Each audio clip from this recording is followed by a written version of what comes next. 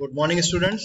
So, in today's lecture, we will discuss the implementation of the producer consumer problem. ठीक है, किस तरीके से हम प्रोड्यूसर कंज्यूमर प्रॉब्लम का सॉल्यूशन सजेस्ट करते हैं, तो वो हम इस लेक्चर में देखेंगे. फिर से मैं आप लोगों को एक बार प्रीवियस लेक्चर को ब्रश अप कर देता हूं.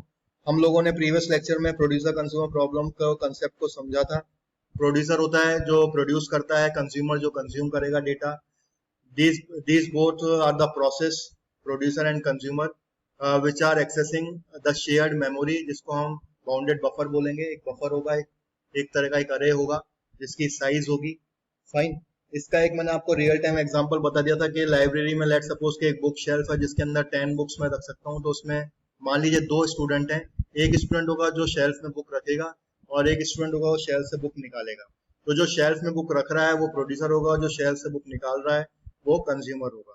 तो इसके अंदर सबसे पहली चीज अपने को जो चीज ध्यान में रखनी है वो ये रखनी है कि एक साथ शेयर्ड मेमोरी के अंदर प्रोड्यूसर और कंज्यूमर एक साथ काम नहीं कर सकते हैं. मैं इनको कंकरेंटली काम नहीं करने दूंगा. सबसे पहली चीज, अगर प्रोड्यूसर जाएगा तो प्रोड्यूसर एक सीमाफोर को एक्वायर करेगा. इसमें 3 तरह के सीमाफोर होंगे. एक एम होगा, ठीक है, दूसरा मेरा एम्प्टी होगा और तीसरा मेरा फुल होगा. तो सबसे पहले प्रोड्यूसर ये चेक करेगा मेरा कहीं बफर फुल तो नहीं है. अगर वो फुल है तो वो वेट करेगा. दूसरी तरफ कंज्यूमर मेरा जो होगा, कंज्यूमर प्रोसेस जो होगा वो ये चेक करेगा कहीं मेरा बफर एम्प्टी तो नहीं है.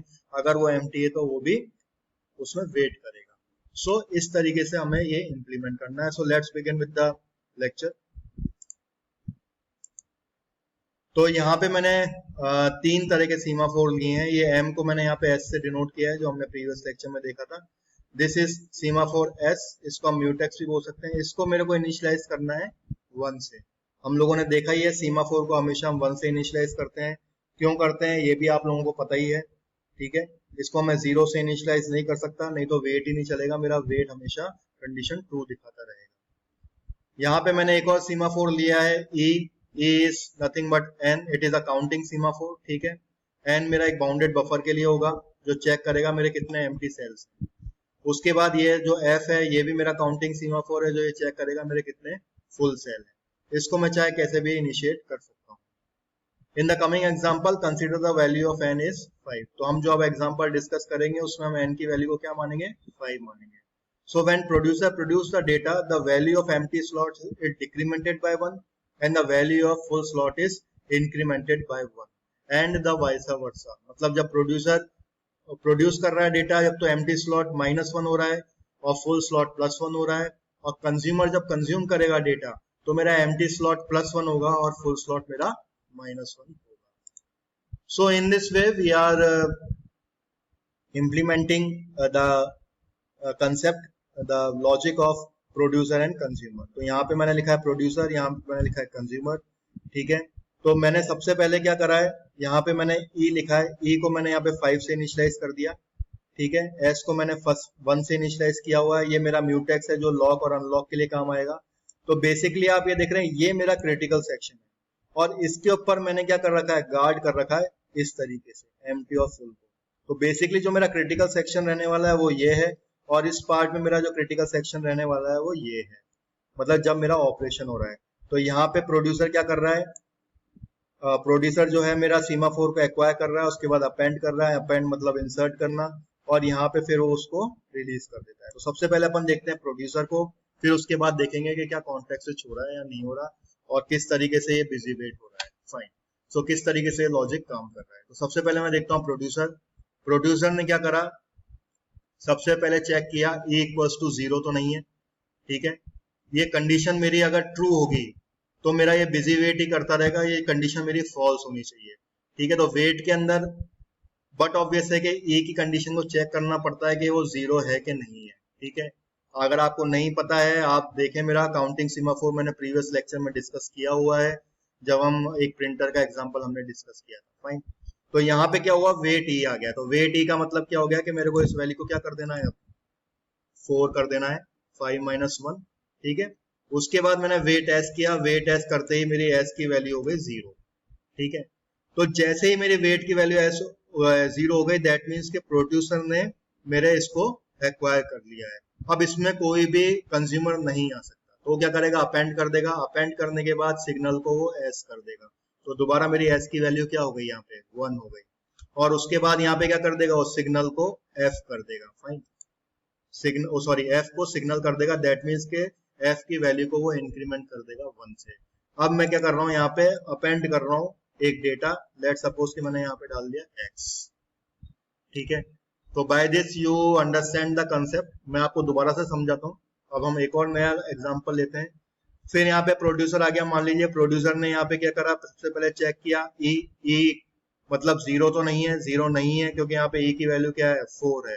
तो सबसे पहले क्या कर देगा, वैल्यू चेक करने के साथ साथ वो क्या करता है, डिक्रीमेंट करता है। अब 4 की जगह हो जाएगी वैल्यू ई की 3, ठीक है। उसके बाद यहाँ पे वो अपेंड कर देगा वैल्यू, तो अपेंड करते ही मान लीजिए मैंने यहाँ पे अब डाल दिया जी, ठीक है। यहाँ पे एक और डेटा डाल दिया मैंने जी। अब उसके बाद क्या कर दिया, सॉरी यहाँ पे वेट एस को इसने क्या कर दिया, 0 कर दिया। वेट ई के बाद वेट एस आया, वेट एस को दोबारा 0 कर दिया, दैट मीन्स के प्रोड्यूसर ने उसको एक्वायर कर लिया। उसके बाद यहाँ पे अपेंड कर दिया। अपेंड करने के बाद यहाँ पे उसने क्या करा, सिग्नल को दोबारा 1 कर दिया, और सिग्नल एफ को दोबारा इसने क्या कर दिया, इंक्रीमेंट कर दिया। और इंक्रीमेंट करने के बाद फुल की वैल्यू हो गई अब 2। तो यहाँ पे आप देख सकते हैं फुल की वैल्यू बट ऑब्वियस है 2 है, और एम्प्टी की वैल्यू 3 है। मतलब मेरे 3 स्लॉट अभी खाली हैं और मेरे 2 स्लॉट भर चुके हैं, ठीक है। अब मैं देखता हूँ कंज्यूमर को। तो लेट सपोज कंज्यूमर आया, कंज्यूमर ने सबसे पहले क्या किया, वेट एस, तो मतलब वेट की जो वैल्यू है उसको क्या कर दिया इसने, डिक्रीमेंट कर दिया। पहले तो चेक किया एफ 0 तो नहीं है, 0 नहीं है, तो उसके बाद उसको कर दिया इसने 1। फाइन। अब उसके बाद वेट एस कर दिया। वेट एस का मतलब कि इसने अब म्यूटेक्स को एक्वायर कर लिया है, सीमाफोर को एक्वायर कर दिया है। अब इसका मतलब ये हो गया कि प्रोड्यूसर इसके पास नहीं जा सकता, प्रोड्यूसर इस क्रिटिकल सेक्शन के अंदर नहीं जा सकता। उसने क्या करा, टेक कर लिया, मतलब कि उसने सबसे पहले जी को कंज्यूम कर लिया, मैंने जी को यहाँ से हटा दिया। और उसके बाद सिग्नल एस कर दिया, मतलब सिग्नल की वैल्यू को दोबारा इंक्रीमेंट कर दिया, और अब सिग्नल की वैल्यू दोबारा क्या हो गई, 1 हो गई। और उसके बाद क्या कर दिया, सिग्नल को ई को सिग्नल कर दिया, दैट मीन्स सिग्नल अब ई की वैल्यू क्या हो गई, 3 की जगह हो गई 4, क्योंकि सिग्नल क्या करता है, इंक्रीमेंट कर देता है। फाइन। तो यहाँ पे ये इसने दोबारा से उसको इंक्रीमेंट कर दिया। यूज यहाँ पे कुछ नहीं है, यूज एक रिमाइंडर सेक्शन है जो कि दूसरे क्रिटिकल सेक्शन में होता है। फाइन। उसके बाद दोबारा मान लीजिए कंज्यूमर जा सकता है, बट ऑब्वियस है जा सकता है क्योंकि वेट की वैल्यू अभी एफ की वैल्यू 0 नहीं है, तो इसलिए ये कंडीशन फॉल्स हो गई, तो ये दोबारा नीचे आ सकता है। उसके बाद एस चेक करेगा, एस की वैल्यू भी 0 नहीं है, ये कंडीशन फॉल्स हो गई। तो लेकिन इन्होंने क्या कर दिया, वेट को एफ को वेट कर दिया और एस को वेट कर दिया, दैट मीन्स कि एफ की वैल्यू को दोबारा इसने क्या कर दिया, 0 कर दिया, और एस की वैल्यू को दोबारा क्या कर दिया इसने, 0 कर दिया, ठीक है। उसके बाद टेक किया, टेक का मतलब एक्स इसने कंज्यूम कर लिया है, और सिग्नल एस कर दिया, मतलब एस को दोबारा इसने इंक्रीमेंट कर दिया बाय 1, और उसके बाद ई को इससे दोबारा क्या कर दिया,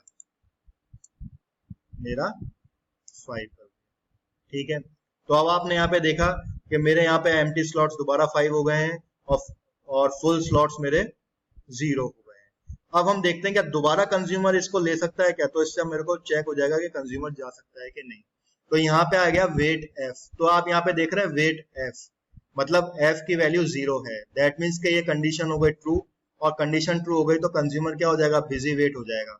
तो जो मैंने आपको बताया था कि कंज्यूमर जब तक इसको एक्सेस नहीं कर सकता जब तक कि एक स्लॉट मेरा नहीं भरा हो। तो यहाँ पे बिल्कुल मेरा जो पर्पज है वो सॉल्व हो रहा है, क्योंकि एफ की वैल्यू यहाँ पे अब 0 हो चुकी है। अब जब एफ की वैल्यू यहाँ 0 हो चुकी है तो कंज्यूमर मेरा बिजी वेट में चला जाएगा, और जब तक उसको एक्सेस नहीं मिलेगा जब तक कि यहाँ पे कोई डेटा इंसर्ट नहीं हो जाता, ठीक है। अब अगर मैं इसका डिफरेंट सिनेरियो देखूं, मतलब मान लीजिए कि यहाँ पे एफ फुल है और यहाँ पे मैं इनकी वैल्यूज इंसर्ट करा देता हूँ, लेट सपोज एक्स, यहाँ पे डब्ल्यू, उसके बाद क्यू, उसके बाद चलिए अब की बार इंटीजर वैल्यू ले लेते हैं। जैसे मान लीजिए मैंने यहाँ 2 इंसर्ट कराया, उसके बाद यहाँ पे 3 इंसर्ट कराया, उसके बाद यहाँ 1 है, यहाँ पे 5 है, और यहाँ पे 7 है।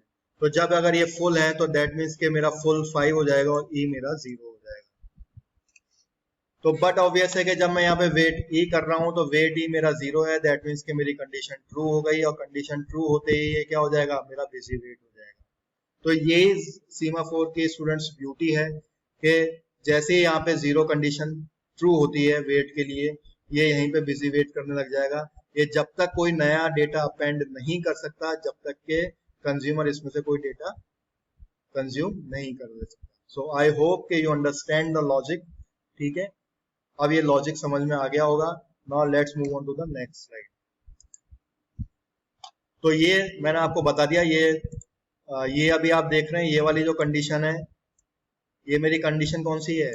ओवरफ्लो की कंडीशन है, मतलब मेरे फुल हो चुके हैं और अब मेरा कोई डेटा नहीं आ सकता। तो यहीं पे मैंने ये वही चीज लिखी है, ये ओवरफ्लो की कंडीशन, यहाँ पे अब डेटा कोई नया नहीं आ सकता। फाइन।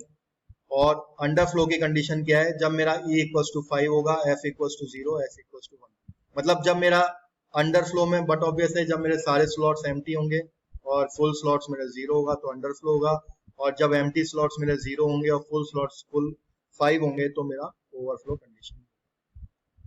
ये मेरे क्रिटिकल सेक्शन मैंने आपको बता ही दिया था, critical section for the producer and critical section for the consumer. यहाँ पे वेट किया, वेट एस मतलब उसने म्यूटेक्स है, ये म्यूटेक्स को लॉक कर दिया, अब इसके पास कंज्यूमर नहीं आ सकता, इस क्रिटिकल सेक्शन में नहीं जा सकता। बेसिकली ये जो मैं अपेंड और टेक जो ऑपरेशंस कर रहा हूँ, ये मैं किसके ऊपर कर रहा हूँ? बाउंडेड बफर के ऊपर कर रहा हूँ, शेयर्ड मेमोरी के ऊपर कर रहा हूँ। अब इस शेयर्ड मेमोरी को, इस बाउंडेड बफर को मैं क्रिटिकल सेक्शन बोलता हूँ। तो ये तीनों ही नाम किसके लिए हैं? बाउंडेड बफर, शेयर्ड मेमोरी और critical section. So these are one of the same thing.